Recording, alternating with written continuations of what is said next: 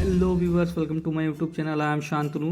आज हम इस वीडियो में डिस्कस करेंगे ऑनरेबल सुप्रीम कोर्ट के डिसीजन जिसका टाइटल है in re expeditious trial of cases under section 138 of NI act. यह एक वेलकम जजमेंट है towards speedy disposal of cases relating to the offences under section 138 NI act. Bharat की निचली अदालतों में लगभग 35 लाख केस पेंडिंग हैं जिसका ट्रायल कंप्लीट नहीं हो पाया है। इस सिचुएशन से निपटने के लिए ऑनरेबल सुप्रीम कोर्ट ने एनआई एक्ट के सेक्शन 138 के तहत मामलों की त्वरित सुनवाई के लिए तरीकों को विकसित करने और एक ठोस और समन्वित तंत्र विकसित करने के लिए रिट याचिका को स्वप्रेरणा सो मोटो से लिया है। कारपीठ ने मामलों के निपटान में देरी के कारणों की जांच के बाद एनआई एक्ट की धारा 138 के तहत मामलों की सुनवाई और निपटान में तेजी लाने के लिए 7 महत्वपूर्ण दिशा निर्देश जारी किए हैं। उक्त स्वप्रेरणा रिट याचिका उन मामलों के बैकलॉग के अनुसरण में देखी गई जिन्होंने न्याय की डिलीवरी को अक्षम बना दिया, इनएफिशिएंट बना दिया। कोर्ट ने एमिकस क्यूरी श्री सिद्धार्थ लूथरा और श्री के परमेश्वर को उक्त मामले के निपटान में तेजी लाने के लिए सुझाव देने का निर्देश दिया और यह मामला एक स्पेशल लीव पिटीशन के माध्यम से स्थापित किया गया था जिसका नंबर है 5464 सन 2016 का। इसमें 1,70,000 राशि के 2 चेक के डिसऑनर होने के संबंध में था। यह मामला विवाद 16 वर्षों से अधिक समय से लंबित था जिसे निचली अदालत द्वारा अपनी स्थापना के 6 महीने के भीतर संक्षेप में निपटाया जाना चाहिए था, यानी समरी ट्रायल करते हुए उसे जल्दी से डिसाइड करना चाहिए था। लेकिन ट्रायल कोर्ट ने यानी निचली अदालत ने इस मामले को निपटाने में करीब 7 साल लग गए। इसके अलावा मामला अदालत के विभिन्न स्तरों पर वर्षों तक लंबित रहा जिससे न्याय प्रणाली में बाधा उत्पन्न हुई और यह मामला तभी संज्ञान में आया। इस प्रकार से यह संज्ञान में आया ऑनरेबल सुप्रीम कोर्ट के समक्ष। तो ऑनरेबल सुप्रीम कोर्ट ने इसको सो मोटो इस पे संज्ञान लिया, एक रिट पिटीशन का संज्ञान लिया। अब विद्वान अमिकस क्यूरी के अनुसार मामलों के बैकलॉग का कारण यह है कि जहां हर साल शिकायतों की संख्या में लगातार वृद्धि होती जा रही है, निपटान की दर शिकायतों की दर से कम है। तो अधिनियम की धारा 138 के तहत शिकायतों के निपटारे में देरी उन कारणों से हुई है जिन पर हम इस आदेश में विचार करेंगे।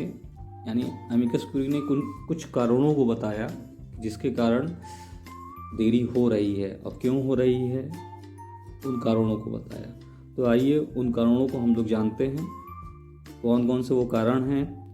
पहला कारण है mechanical conversion of summary trial to summons trial. यह सबसे बड़ा रीज़न बताया कि जो समरी ट्रायल को समन्स ट्रायल में कन्वर्ट कर दिया जाता है।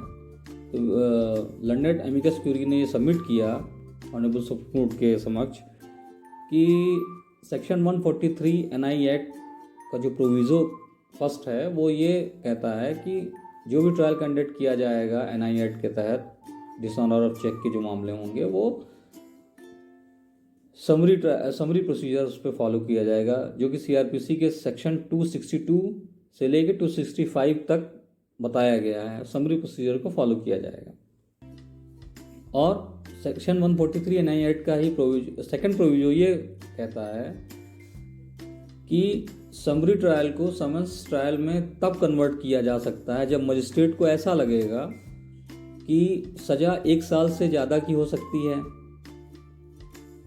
और या ये ज़रूरी है कुछ, तो वो रीज़न देगा, उसका सफिशिएंट रीज़न देते हुए उसको समरी ट्रायल को समन्स ट्रायल में कन्वर्ट कर सकते हैं। लर्नेड एमिकस क्यूरी द्वारा न्यायालय को ये बताया गया कि रूटीनली समरी ट्रायल को समन्स ट्रायल में कन्वर्ट कर दिया जाता है एनआई एक्ट के मामलों में, जिसके कारण स्पीडी डिस्पोजल नहीं हो पाता है ट्रायल्स का। और अपने प्रारंभिक नोट में उनके द्वारा दिए गए एक सुझाव में ये कहा गया कि हाई कोर्ट को एक डायरेक्शन इशू करना चाहिए लोअर कोर्ट्स को कि जब वो समरी ट्रायल को समन्स ट्रायल में कन्वर्ट करते हैं या कन्वर्ट करेंगे तो उससे पहले वो एक ठोस और पर्याप्त कारणों को दर्ज करें, ऐसा दिशा निर्देश देना चाहिए। ये लर्नेड एमिकस क्यूरी ने ये सुझाव दिया। हालांकि सेक्शन 143 जो एनआई एक्ट का है उसको इंट्रोड्यूस 2002 में किया गया था, और इसलिए इंट्रोड्यूस किया गया था ताकि क्विक डिस्पोजल ऑफ हो सके उन मामलों का जो कंप्लेंट्स फाइल्ड होती हैं under section 138 of the act, NI act के तहत। और इस स्टेज पे ये ज़रूरी है कि हम रेफ़र करें यहाँ पे सेक्शन चैप्टर 21 ऑफ सीआरपीसी, जो कि समरी ट्रायल्स की बात करता है, प्रोविज़न पूरा बताता है।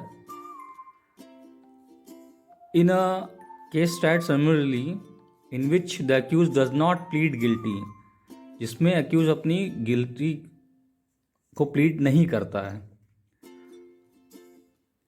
तो it is sufficient for the magistrate, तो ये ज़रूरी हो जाता है मजिस्ट्रेट के लिए to record the substance of evidence, तो एविडेंस का जो सार है उसको रिकॉर्ड करना जरूरी हो जाता है मजिस्ट्रेट के लिए। एंड डिलीवर अ जजमेंट, और जजमेंट को डिलीवर कर दे, containing a brief statement of reason for his findings, और अपनी फाइंडिंग जो देता है मजिस्ट्रेट द्वारा दी जाती है उसको पूरा ब्रीफ करके। लेकिन अब सेक्शन 262 में एक रिस्ट्रिक्शन भी दिया गया है समरी ट्रायल्स में कि is not to apply for any sentence of imprisonment exceeding 3 months, यानी 3 महीने से अधिक की सज़ा पे समरी ट्रायल अप्लाई नहीं करेगा। ये रिस्ट्रिक्शन दिया गया है सीआरपीसी में। हालांकि हाउएवर सेक्शन 262 टू 265 सीआरपीसी का एप्लीकेबल होगा as far as may be for trial of offence under chapter 17 of the act, notwithstanding anything contain in the code. अब सीआरपीसी में ऐसा होने के बावजूद भी ये अप्लाई करेगा, यानी समरी ट्रायल किया जा सकता है। अब ये रिस्ट्रिक्शन जो सेक्शन 143 का प्रोविजो सेकंड कहता है कि it is only in cases where, अब उसी केसेस में ऐसा हो सकता है कि ये नहीं अप्लाई करेगा समरी ट्रायल जहां मजिस्ट्रेट का ओपिनियन होगा that it may be necessary to sentence the accused for term exceeding 1 year। अगर 1 साल से अधिक की सज़ा वो दे रहे हैं, ज़रूरी है देना, तो in that case the complaint shall be tried as summons trial, तब वो summons trial में कन्वर्ट होगा। अब ऑब्जेक्ट यहाँ पे क्या था सेक्शन 143 का कि quick disposal of complaints under section 138, और बाय फॉलोइंग द प्रोसीजर, कौन सा प्रोसीजर को फॉलो करते हुए, समरी ट्रायल के प्रोसीजर को फॉलो करते हुए। और जो डिस्क्रिप्शन दिया गया है मजिस्ट्रेट को सेकंड प्रोविजो जो है सेक्शन 143 का, उसको तब एक्सरसाइज किया जाएगा, मतलब with due care and caution after recording reasons for converting the trial of complaint from summary trial to summons trial. धारा 143 के दूसरे प्रोविजो के द्वारा मजिस्ट्रेट को दिए गए विवेक का प्रयोग शिकायत के विचारण को समरी ट्रायल से समन्स ट्रायल में बदलने के कारणों को दर्ज करने के बाद, यानी उचित सावधानी और सावधानी के साथ किया जाना है। अदरवाइज नहीं तो क्या होगा, अन्यथा जिस उद्देश्य के लिए एनआई एक्ट की धारा 143 को लागू किया गया था वो विफल हो जाएगी। अब दूसरा कारण क्या बताया है लर्नेड एमिकस क्यूरी ने, आइए उसको जानते हैं। Inquiry under section 202 of the code in relation to section 145 of the act, यानी सेक्शन 202 ऑफ द कोड यानी सीआरपीसी में जो सेक्शन 202 की बात करता है जुरिडिक्शन की on magistrate to conduct an inquiry for the purpose of deciding whether sufficient grounds justifying the issue of process are made out. यानी सीआरपीसी की धारा 202 मजिस्ट्रेट को यह निर्णय लेने के उद्देश्य से जांच करने का अधिकार देती है कि क्या प्रक्रिया के मुद्दे को उचित ठहराने के लिए पर्याप्त आधार बनाए गए हैं।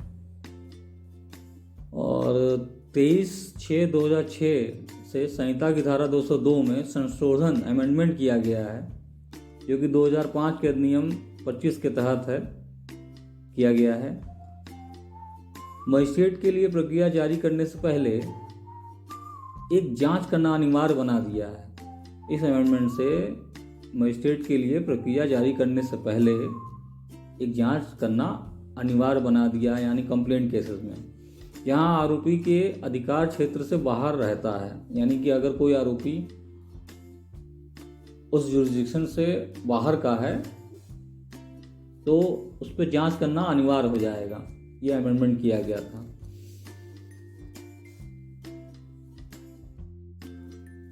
लेकिन अधिनियम की धारा 138 के तहत दायर शिकायतों के संबंध में धारा 202 की प्रयोज्यता के संबंध में उच्च न्यायालयों यानी हाई कोर्ट्स के बीच मतभेद रहा है। धारा 138 के तहत कुछ मामलों में उच्च न्यायालयों द्वारा इस विचार को कायम रखते हुए निर्णय लिया गया है कि धारा 138 के तहत दायर शिकायतों में प्रक्रिया जारी करने से पहले, यानी ट्रायल को शुरू करने से पहले या प्रोसीजर को आगे बढ़ाने से पहले मजिस्ट्रेट के लिए संहिता की धारा 202 में प्रदान की गई जांच करना अनिवार्य है। लेकिन कुछ अन्य मामलों में व्यक्त किया गया है कि यह माना गया है कि केवल इसलिए कि आरोपी अदालत के अधिकार क्षेत्र से बाहर रहता है, मजिस्ट्रेट के लिए प्रत्येक मामलों में प्रक्रिया जारी करने को स्थगित करना आवश्यक नहीं है। यानी हर मामले में ये जरूरी भी नहीं माना है। कुछ हाई कोर्ट ने माना ये जरूरी है। इसके अलावा यह भी माना गया है कि यदि रिकॉर्ड पर उपलब्ध सामग्री से अपेक्षित संतुष्टि प्राप्त की जा सकती है तो संहिता की धारा 202 के तहत जांच नहीं करने से प्रक्रिया जारी करना खराब नहीं होगा। यानी अगर मान लीजिए उन्होंने जो एविडेंस ऑन रिकॉर्ड्स हैं उससे ये प्रतीत हो रहा है कि नहीं हमें आगे प्रक्रिया को बढ़ाना चाहिए, प्रोसीजर को फॉलो करना चाहिए, प्रोसेस इशुएंस करना चाहिए, तो अगर वो जांच नहीं भी करते हैं तो उससे कोई दिक्कत नहीं होने वाली है।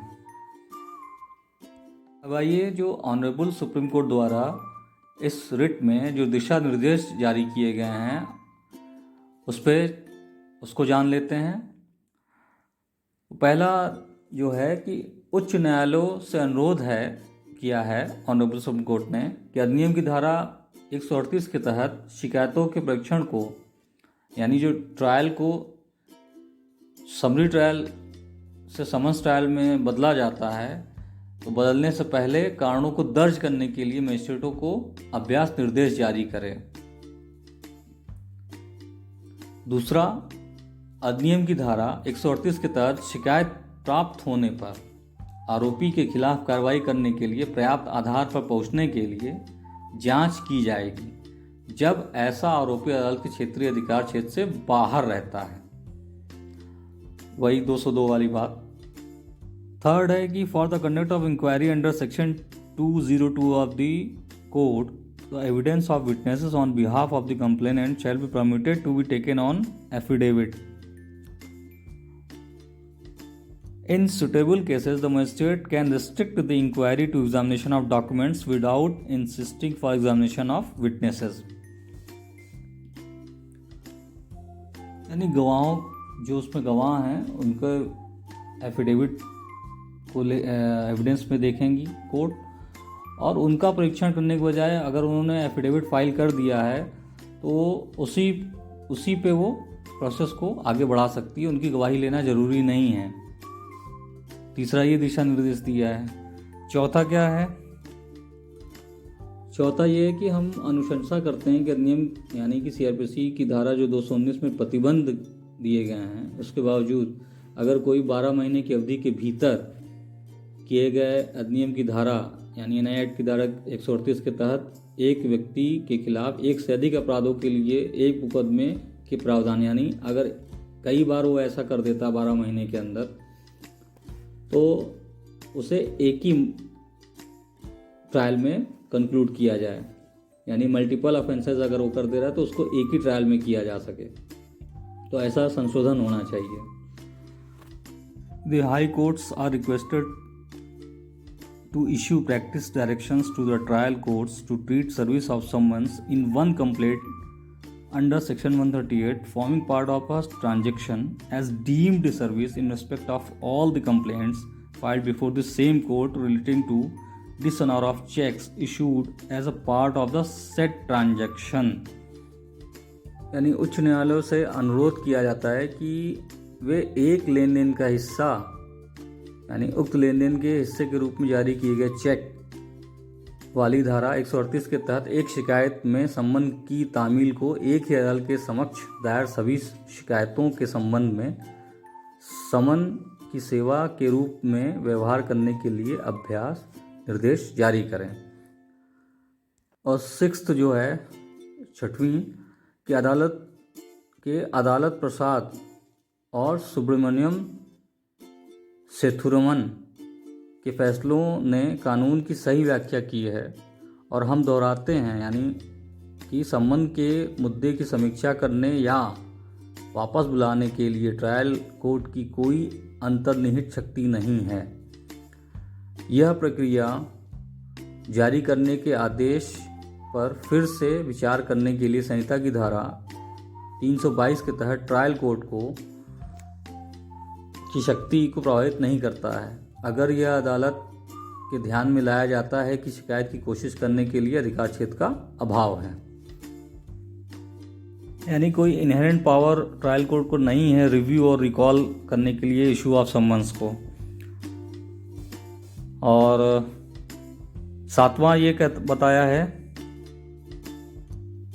सातवां ये कहा है कि सीआरपीसी की धारा जो है 258 सेक्शन 258 जिसकी जो बताता है कि power to stop proceeding in certain cases, यानी समन्स ट्रायल केसेस में कब उसको स्टॉप किया जा सकता है प्रोसीडिंग को, ये बताती है 258।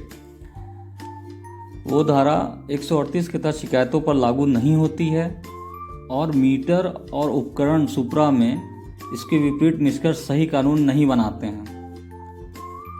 इस पहलू से निर्णायक रूप से निपटने के लिए इस न्यायालय ने दिनांक 10/3/2021 के आदेश द्वारा गठित समिति द्वारा धारा 138 के तहत शिकायतों के संबंध में विचारण न्यायालयों को पुनर्विचार व संबंध पर पुनर्विचार करने का अधिकार देने वाले अधिनियम में संशोधन पर विचार किया जाएगा। तो ये 7 इम्पॉर्टेंट गाइडलाइंस इशू की गई है इस रिट पिटीशन के थ्रू, जो कि सो मोटो ऑनरेबल सुप्रीम कोर्ट द्वारा संज्ञान लिया गया था, जिसका पेंडेंसी ऑफ सूट को देखते हुए, पेंडेंसी ऑफ केसेस को देखते हुए, जो कि बढ़ते जा रहे हैं दिन प्रतिदिन एनआई एक्ट के मामले, तो ये 7 दिशा निर्देश जारी किए। होप सो आपको ये पसंद आई होगी वीडियो। Thanks for watching.